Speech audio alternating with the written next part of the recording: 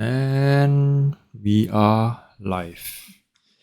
Alright, so today what we're gonna do is that we're gonna share with you guys about aquarium photography. So I'm just gonna open my webcam over here. So good morning to everybody in the US, and for those who are in Asia, good evening, and Europe, good afternoon. So we're just going to go through what is the importance of aquarium photography. Over here, so good morning to everybody. Just going to mute that for once. Okay, so I hope there's no echo on that side. All right.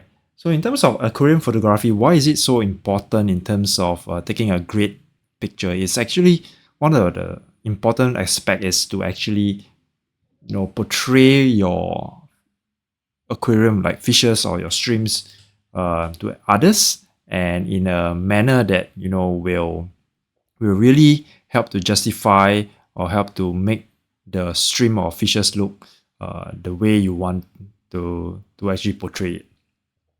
So there are a lot of important steps in terms of aquarium photography, because photography itself is a very large topic in itself. So within this live session, I'm just going to give you a very high level tips on how to actually try to get good photos, regardless whether is it for your contest or whether you want to post it online. The time you have taken to actually take the photos, might as well you do it correctly and properly, so that you can actually do justice to the picture and to the fish or the streams that you are actually trying to show.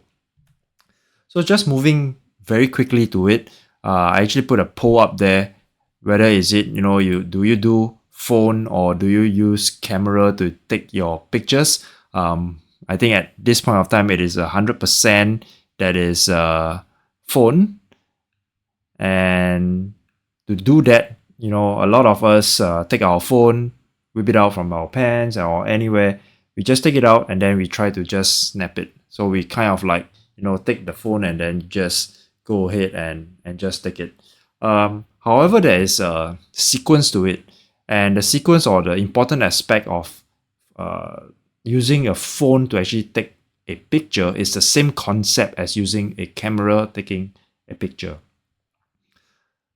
But normal pictures that we take, like landscape, portrait, or people, is going to be very different from aquarium photography, because aquarium photography, there's a glass in between which will deflect or refract some of these angles and light, which make it a little bit more challenging because you're actually trying to shoot through the glass.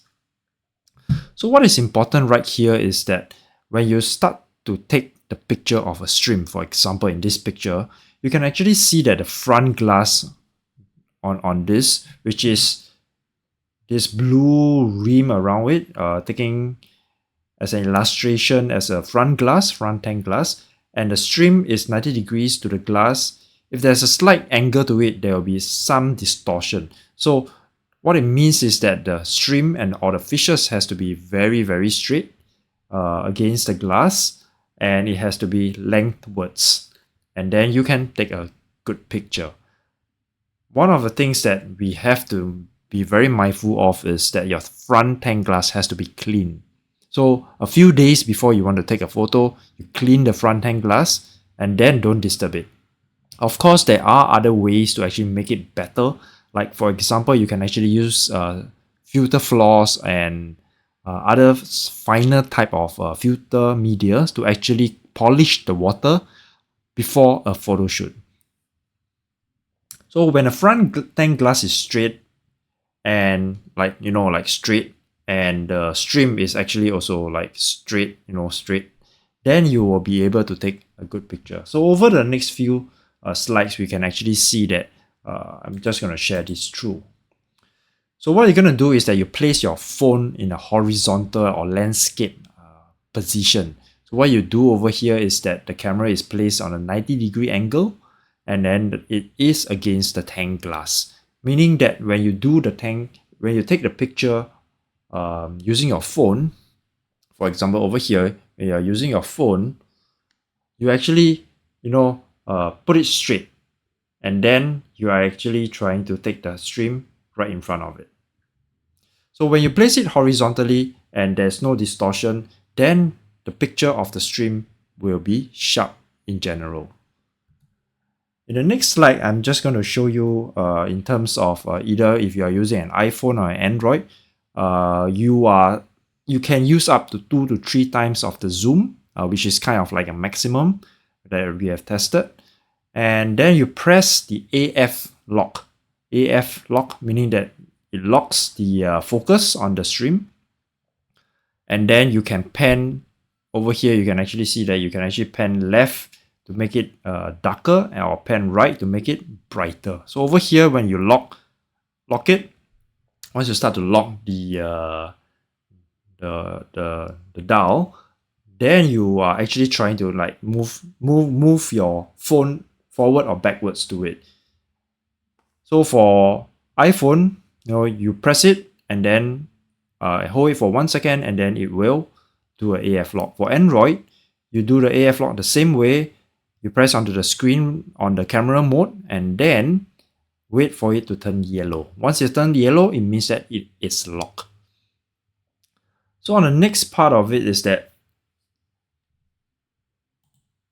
when you have all this, you can understand what is depth of field. So depth of field often denotes DOF, depth of field, which is in a very simplistic manner or a simple way to actually try to understand this AF lock is actually, not AF lock, the depth of field is that whatever that is in focus is actually lengthwards, meaning that it is of a different length. So over here, you can actually see that the front over here, the foreground over here is actually blur off, and the back is also blur off.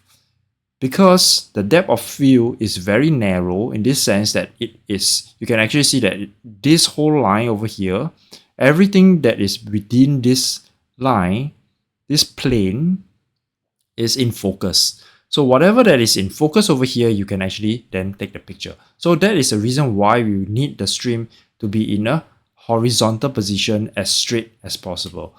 That is, I think, one of the more challenging part is to actually look at it and say that, okay, it's going to take quite a while, or it is going to be quite difficult to actually take the picture, because the stream, you have to make sure that the stream is actually very straight before you can actually take it. So it actually takes time. Definitely it will take time. However, over many practice and many sessions, you'll be able to actually do it yourself. There are some tricks to it. One of the tricks is actually to feed them.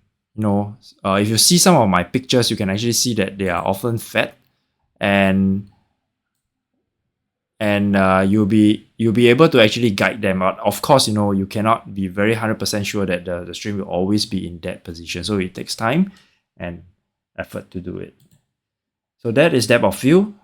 So what you're going to do is that if you move forward, the depth of field will change. You will shift towards the back. And if you move backwards, the depth of field or the focus will shift to the front. So it depends on where the stream is. You have to have you can move your phone forward or backwards.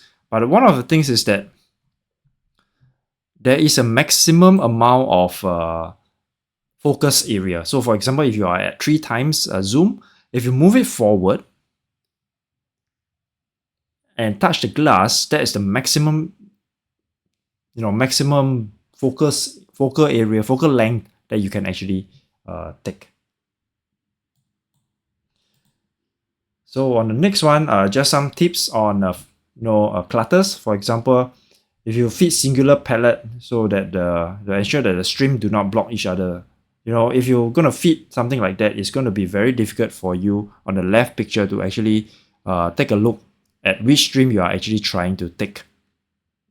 So on the right side, you can actually see that if you feed individual palettes, the stream will then be able to space themselves out, which is their natural feeding behavior, and then you will be able to take a good picture because they will not move.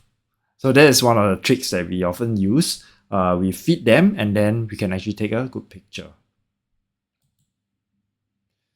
So some of the other tips, like for example, composition. So composition, what we don't want, if you can actually see on this picture again, is the cluttered. There's a lot of streams over here. We don't want that, because that will means that the whole picture is actually very, very cluttered, and that people are not sure where are you actually trying to shoot. Because one of the things is that when you zoom, use your eyes to actually scan through the entire picture of this from the top left, and then you go run one circle, regardless whether is it clockwise or anti-clockwise. You can actually see that there is a lot of focal point over here. So we do not want to have so many focal points. We just want to have one singular focal point. So getting the stream in focus. So what it means over here is that first you have to get the stream in the horizontal position.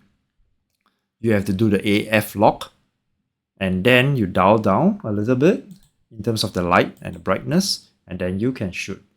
And of course, another type of composition you can actually see, right, what I'm showing over on the left side of the picture, is that we do not want to have any messy pictures.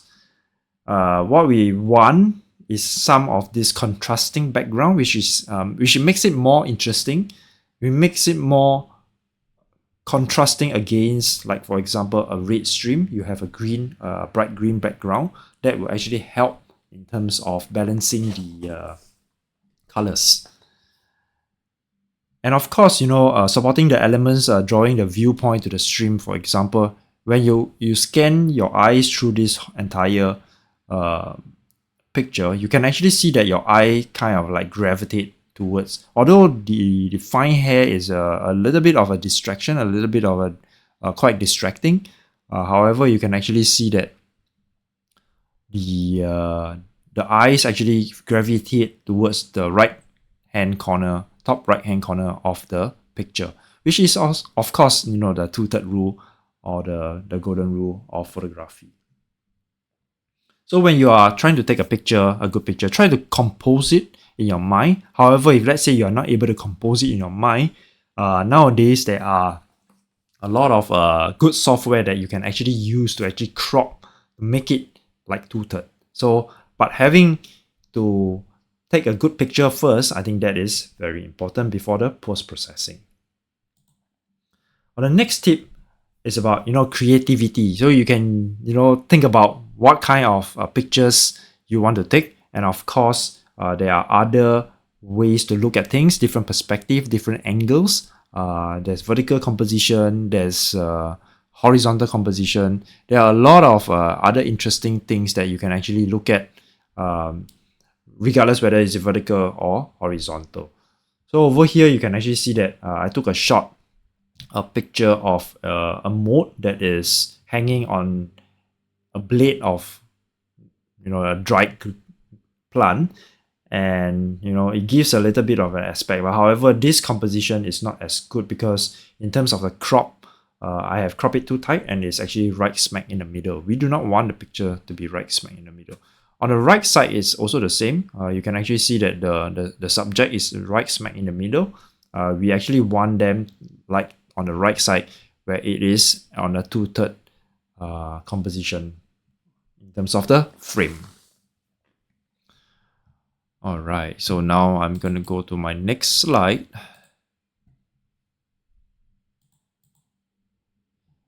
Backlit.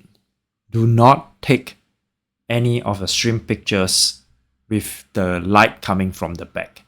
That is very important, because if you're going to take a picture that is with a backlit, where there's a light source coming from the back, your picture will look very, very dark. That is the same for human photography. You always want to stand towards the light, and the cameraman or the photographer will have to then take the picture with his back facing the light. So which means that he's actually taking the picture where the subject is facing the light. This is a very important tip, and very important. And a lot of time our aquarium will always have lights coming down from the top and of different colors. If you are using daylight, for example, 6500 kelvins, then you will not need to do any lighting corrections in post-production. However, if let's say you are using RGB, like if you have a more hue, like an 8000 Kelvin type of light, or which is a little bit bluish, your stream or your fishes will tend to look a little bit more bluish.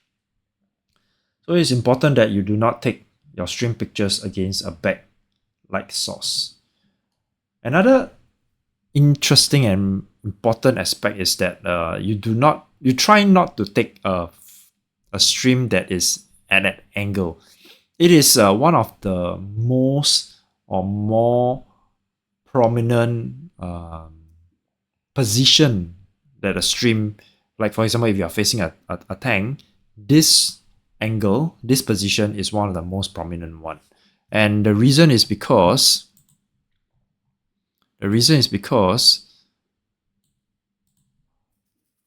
usually when they are afraid, they will tend to look towards you and they will do it at an angle, because the stream's eye is in the front, but they usually do it in the angle, either at an angle or they are looking straight at you, meaning that they will not be at a horizontal position.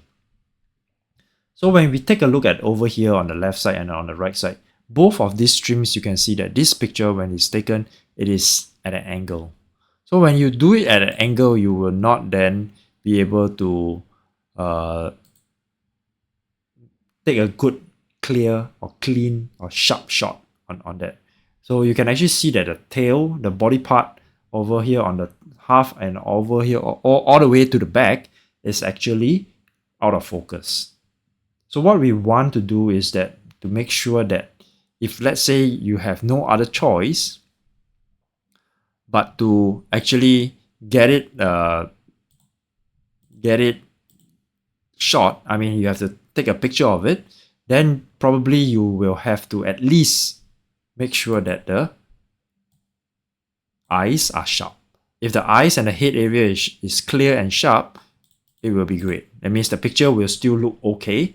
It is still not too bad. However, but it is important that the body is as straight as possible as well. So moving on to the next one is, do not take the picture too low.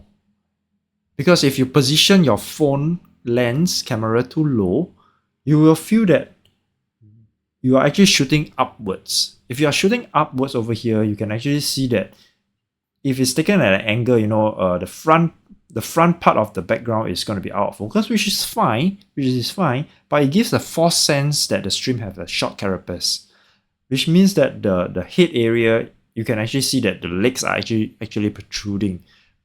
But what will be a better angle is that you can actually move the phone camera up maybe 1 or 2 cm, where you can actually shoot them at an eye level, which is on the right side.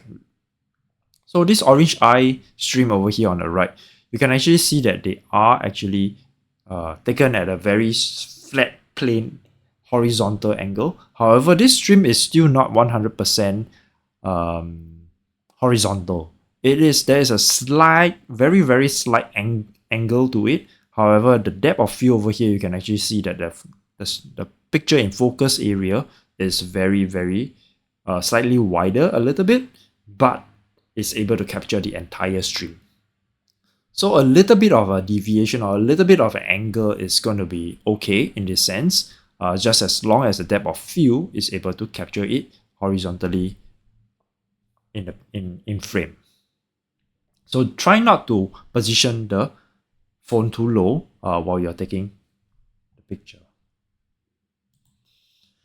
Another one is that when you are trying to shoot vertical against the glass, like for example, when the stream often cling onto the glass of the aquarium, if the stream isn't 100% vertical, which is on the right side, so this is 100% vertical, and you can actually see that how do we actually tell that this is not very vertical, in the sense is that it is slightly angled. You can actually see that the tail part is out of focus. Whenever we see something that is out of focus, it means that the depth of field is not as good.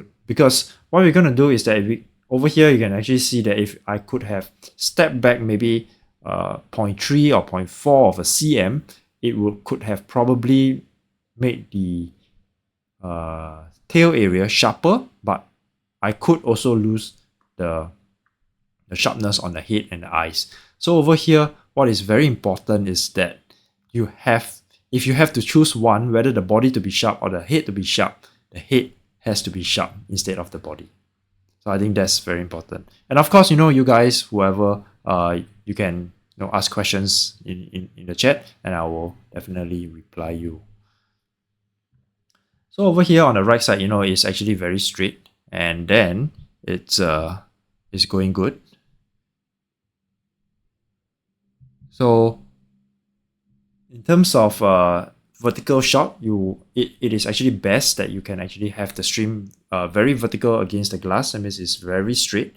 It's very straight, and then you can actually take a good shot. Alright. So over here. So I just took one picture this afternoon, and the phone is too close to the object. It couldn't focus, and we call it out of focus. So what we want to do over here is that you can actually see that the stream here is out of focus. I'm too close to the stream. I'm too close to the subject, and it is not helping it. And what is important is that I step back or let the stream actually move to an area where it's slightly further away, and then you capture it. So when it's horizontal, you can see that the depth of field, as long as the stream is within the depth of field, everything will be sharp. Because a stream has legs, and if we need to have at least the front part of the legs, the front facing ones, to be a little bit sharp, so that we know that it helps to add to the sharpness of the entire picture. Especially the head area. The head area is very important for sharpness. So photography, another tip on this one is actually time. Practice and practice and practice. You take time to actually shoot. And of course, when you learn how to do your photography, you learn how to shoot, you can actually see that over here on the left side, this stream is not. This stream is taken at an angle, whereby the light actually refract all the luminous colors onto the stream shell, which is one of the things that in terms of photography, it is natural. There's no editing to this. It's a natural occurrence. But the thing is, what I'm teaching over here is that the stream has to be straight, right? Over the last few slides, the vertical, let me go back to that one. Over here, you can actually see that it's vertical. What I'm actually trying to share is that vertical. But however, once you learn the knowledge and the concept of the photography, then you can actually play around with this, and and you can actually see that once you are able to take that at an angle, it actually helps to actually give a different perspective, a different type of composition that people will not be able to do it. So take your time to shoot. There's no rush, and of course, having multiple tanks, having more tanks, of course, definitely you will increase the chances of getting a good photo. However, do not be discouraged. It takes really a lot of time and effort. If you want to reach out to me, you can reach out to me privately to ask me how can I do better in terms of my photos. You can send me your photos, and I can give you some of the feedbacks in terms of how to actually get it better. Is it you have to put your phone in a more horizontal position, or what are you supposed to actually do? So I think that's something that I can actually share. So on the next slide, we'll talk about moving your phone, your body, and your feet. So it's very important that like I've mentioned, it gives a different perspective from it.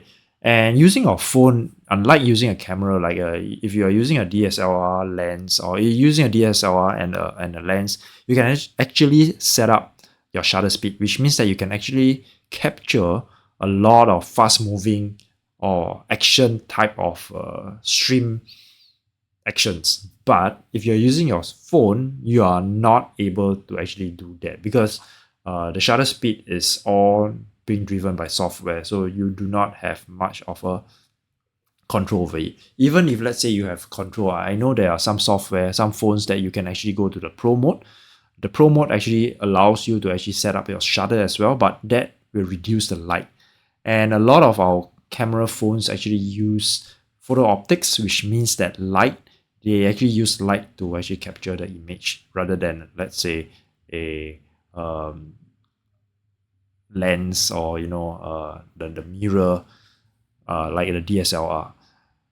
So on the right side of this picture, you can actually see that I just take the fish, a cory,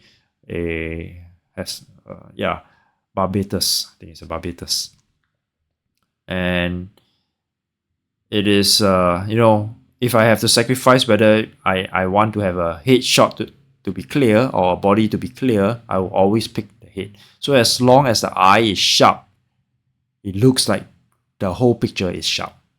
It gives the feeling that, okay, this fish is sharp. But actually over here, you can actually see that the tail is actually not sharp. But it gives a sense of like, okay, this picture is passable, it's decent. I think it's what you need to actually take time to actually learn. All right. So on the next one. So yes, taking time and then of course shoot a lot, because nowadays when you are doing photography, you are actually using a phone. You can actually keep snapping away, and you will actually see a lot of these small little movements or small little actions done by the stream, which is very, very intriguing, and it is important to actually also capture some of these moments with them. So it doesn't cost a thing. So keep taking a picture, keep shooting. You feed them, you shoot, feed them, and then you shoot. So every time when you are feeding them, you can take a picture, and then you can engage in different types of competition, and then you can also learn from constructive criticism. I mean, this is how I actually started photography and learning all about it more than 20 years ago. I'm very keen in photography, and we started off with film because nowadays, in the past, when we use film, we have to, process it, and then it costs a lot to do it. And then once we move to, digital, then it's much easier. However, the concept remains the same. The fundamentals remain the same. The two-third rules, the getting everything getting in, the depth of field, the technicalities are more or less similar in terms of photography, regardless whether it's film or digital. So you can actually engage anybody who can give you some tips on how to do better photography. I've done quite a bit of photography, especially macro photography. I'm actually a Canon user. I have both the 100mm macro and the 180mm macro. We have also done many books in terms of photography. I've contributed and be part of it. We have spent a lot of hours and hours and days and months and years outdoor to actually capture a lot of this wildlife, and that is where I actually learned all these aspects of photography. So that's why I wanted to take this opportunity to learn, share with you guys as well. So on the last slide, in terms of software, you can actually use software to actually crop your picture. If let's say, for example, you do not have a perfect shot using your phone, because phone, like I've mentioned, it is what it is. You have your phone, it is what it is. If you are using that phone, it is what you have. You have to use it to take it. But then you can actually use post-processing. Like for example, over here on the left side, you can actually see that if that is the original picture over here on the left side, you can actually crop this out, and then it looks better. Because right now, when we take our eyes across and around this original image, you can actually see that there are a couple of distracting things. So one of them is on the left side. The tail of the stream is over here. If you look, your eye tend to kind of like look towards this direction, And because of the colors and the contrast of this, your eye tend to like, oh, what is this? If we could make a person look at this picture and say that, okay, what can we remove? And we can actually remove this easily. We cannot remove the one behind that is out of focus easily. But that is rather far, so you can actually see the bokeh or the, it is a stream. Everybody who knows stream will know that it is a stream. However, this stream is actually it kind of like blended behind the background already, so it's not that but it's still in line with this. Of course, if let's say we are able to have that removed in terms of in real life, when we are taking the shot, we are able to move that stream over, then of course then it is fine. But however, from a post-processing, it is also actually able. I think nowadays software are very, very powerful. They can even remove a lot of things, and then they kind of like doctored the picture. So cropping, I wouldn't say that is doctoring the picture. So cropping is an important aspect. You have to crop them so that you can actually let the viewer actually see a more focused picture that you actually want to portray. I think that's what you actually want to do. You want to send a message using your picture.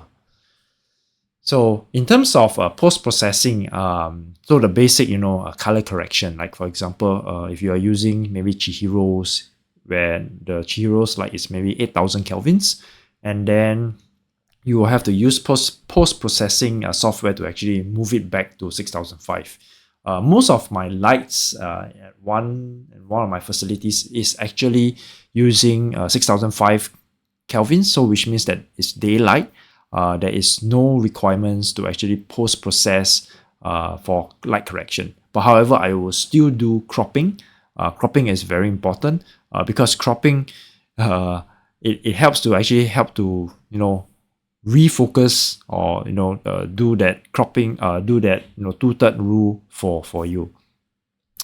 Another thing I would do in terms of post-processing is actually sharpness, because a lot of phone they come out, the pictures are soft. Like for example, even Canon cameras that come out, the pictures are generally softer, like for example versus Nikon.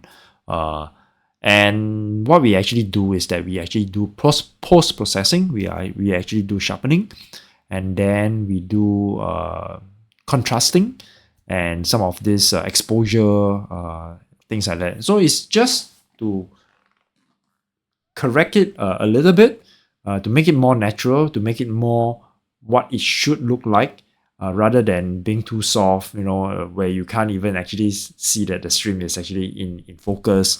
So all these small little things actually helps to actually, of course, we don't do things like for example, we don't doctor the stream, make it even more wow. We don't doctor the background. We try to take as is and then correct what isn't. Like for example, the light. If let's say I'm using a 3000 Kelvin, which is a very yellow light, my stream will then look very red, and which means it's not correct. Then we will then have to post-process it to make it correct. So yes, I think these are some of the high-level photography tips that I can actually share. And of course, a lot of times, a lot of practice is actually required.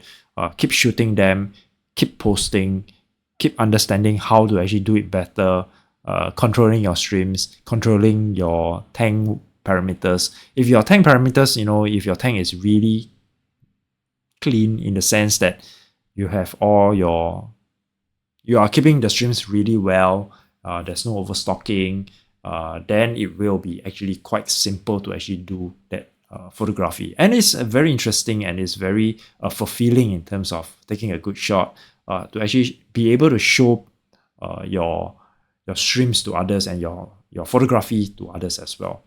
So yeah, so thank you guys, for this session, for those who have joined.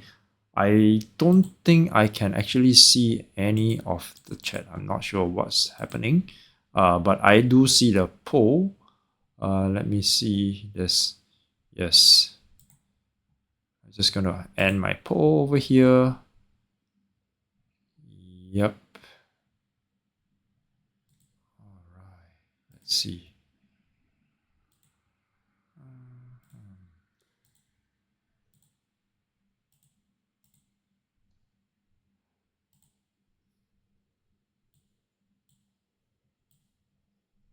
Okay, so anyway, thank you guys for this, and until next time, peace out.